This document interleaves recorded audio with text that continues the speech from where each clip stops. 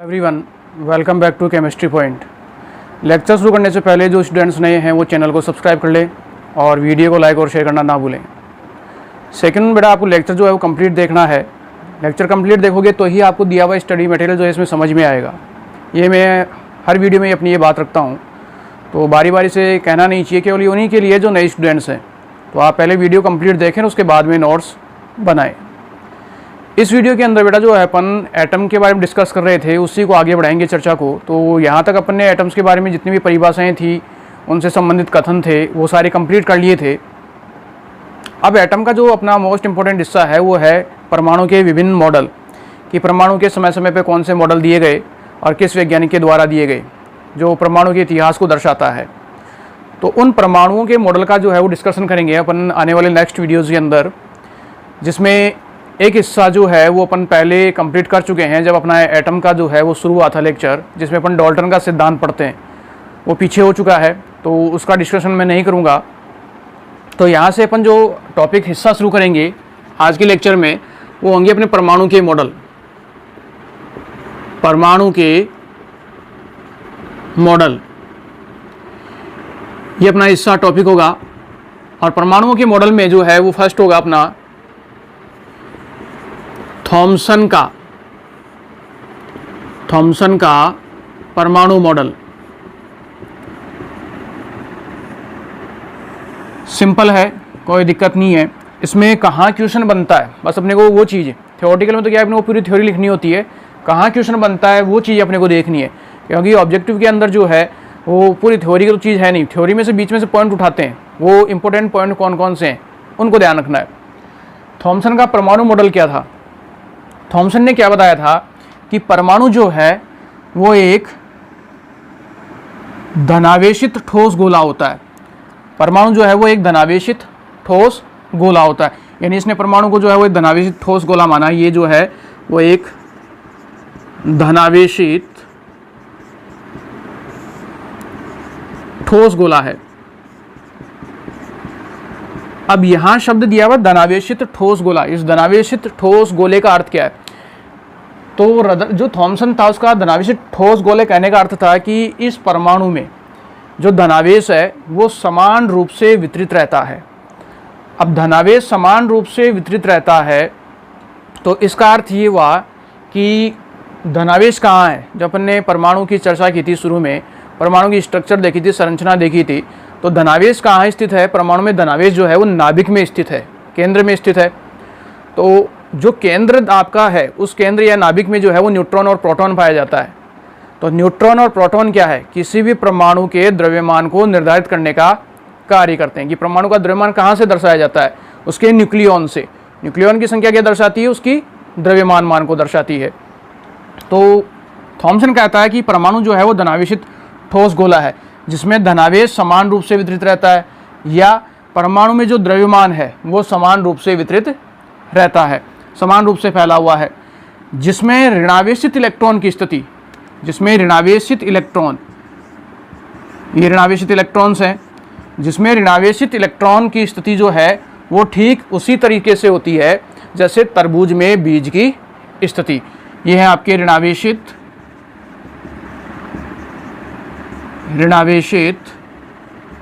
Electron. तो पूरा जो है वो धनावेशित ठोस गोला है। इसके अंदर ऋणावेश किस प्रकार रखे हुए हैं? जैसे तरबूज के अंदर बीज रखे हुए होते हैं। इस कथन के आधार पे जो थॉमसन ने अपना कथन दिया कि परमाणु जो है, थॉमसन के अनुसार परमाणु एक, इसके अनुसार क्या है? थॉमसन के अनुसार इसका जो मूल कथन था, ये इंपॉर्टेंट है। थॉमसन के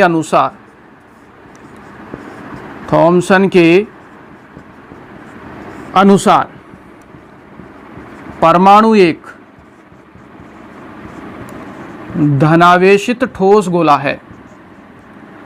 धनावेशित ठोस गोला है,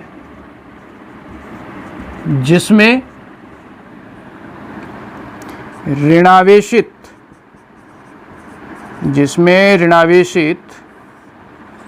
इलेक्ट्रॉन की स्थिति ठीक उसी प्रकार होती है। ठीक उसी प्रकार होती है जिस प्रकार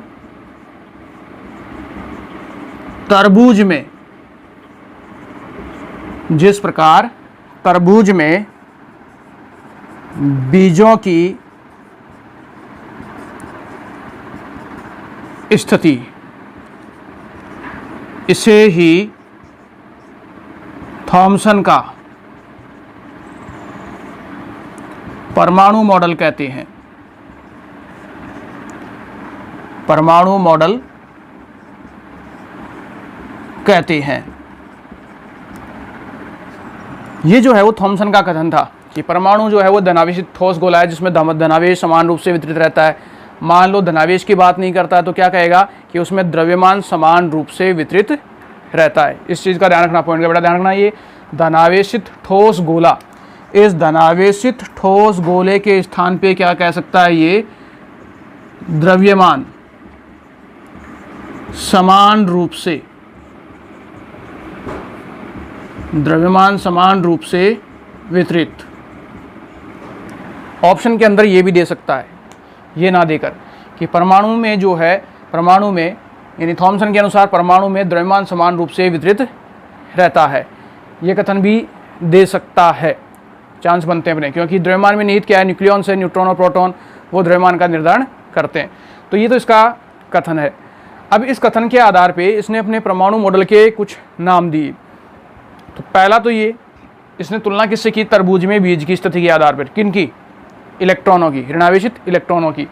तो जो थॉमसन का परमाणु मॉडल था, इसने अपना इसका उपनाम दिया, वो दिया एक तो इसने तरबूज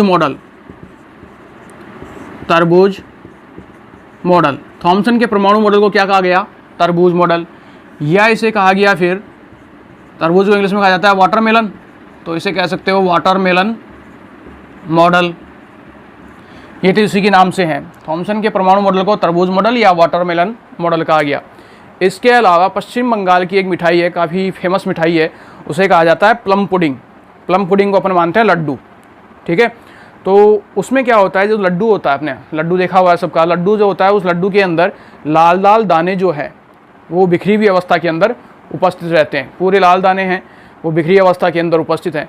तो वो लाल दाने तो क्या है, ऋणावेशित इलेक्ट्रॉन, और जो बंधा हुआ पूरा लड्डू है वो क्या है, मेरा धनावेशित ठोस गोला। तो पूरे लड्डू को जो है मान लिया धनावेशित ठोस गोला, और उस लड्डू के अंदर उपस्थित लाल दाने जो हैं वो किसको दर्शाते हैं, इलेक्ट्रॉन को। तो उसे जो है उस आधार पर जो नाम दिया गया वो दिया गया प्लम पुडिंग मॉडल। तो इसे जो है वो प्लम पुडिंग मॉडल भी कहा जाता है।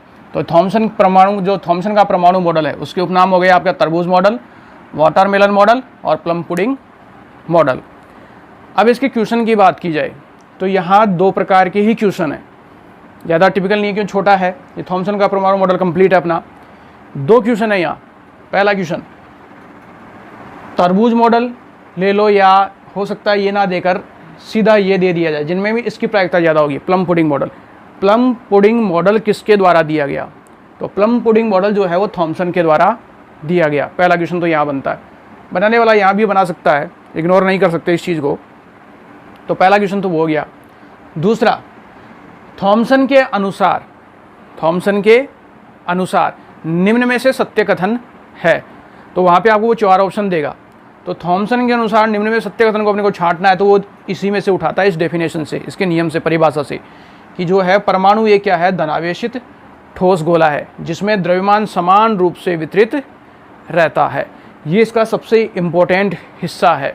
और जिसमें इलेक्ट्रॉन की स्थिति कैसी होती है, तरबूजों में बीज के समान।